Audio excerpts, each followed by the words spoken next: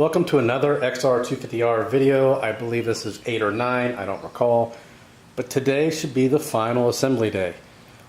Won't have any riding in today's video more than likely because the new GoPro style camera, the action camera, is not here yet. But we did get the tail light in.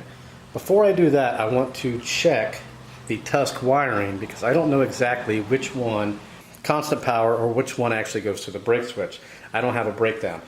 You'll notice on this side of the plug there are two blacks and a red. Now the other side is yellow, black, and red. I'm not sure why they switched that, but they did.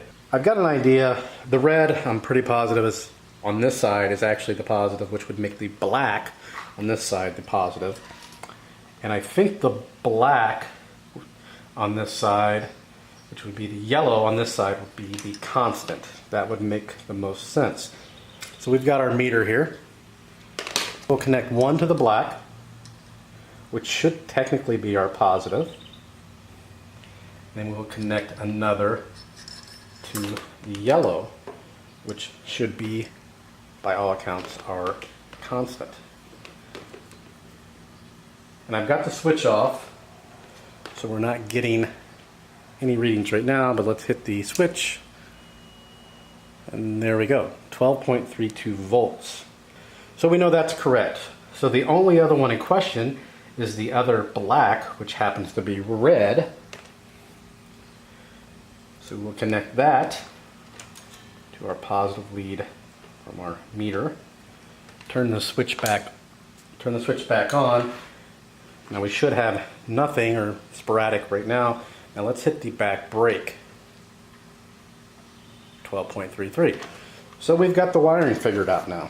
I may have misspoke a little bit earlier, I don't remember what I said, but we know the yellow now is ground, the black is our constant, and the red is our switched. May have gotten that backwards, I don't recall, but that's definitely what we're looking at. Yellow ground, black constant, red switched. Now what we got to do is figure out the factory light. I'll show you how to make that into a brake light. Now here's the factory light with the shield removed and the bulb. Now you'll notice on the bulb there are two terminals, and on the side you have a ground. This whole side is the ground. If you notice on the actual switch, you've got the ground, which is the green out here. You've got one terminal, but if you notice there is nothing in that other terminal. It's blank. So we need to add a wire to that third terminal, making this a taillight slash brake light. Never tried this before. Read about it online, it seemed easy enough, so we're going to give it a shot. Now, one thing to keep in mind is when you solder in this wire into that hole, you want to make sure the height of each solder joint is approximately the same, so both these terminals actually touch, because otherwise, only if one touches, you're only going to have brake or tail, however it's going to work. So you need to try to make those the same height. We're going to attempt to show you how to do it. First, I need to remove the actual socket.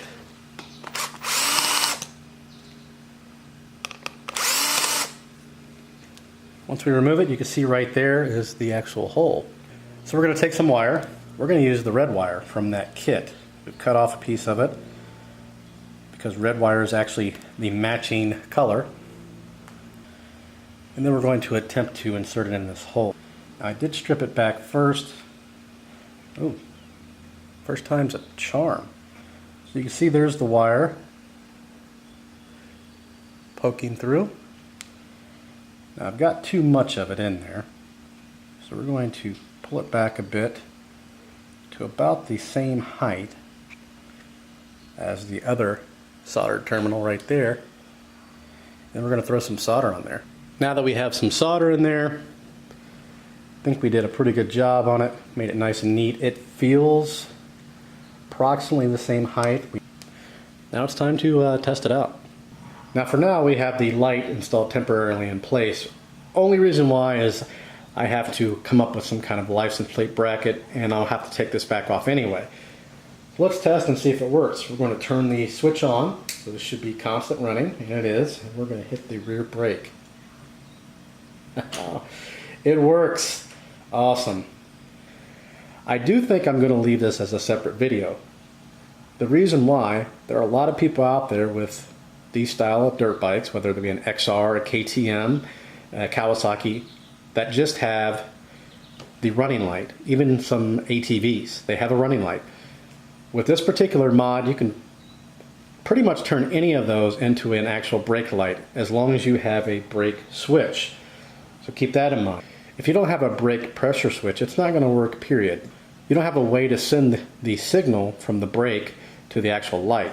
Hopefully you learned something from this video, and if you have any questions, feel free to post those in the comment section below.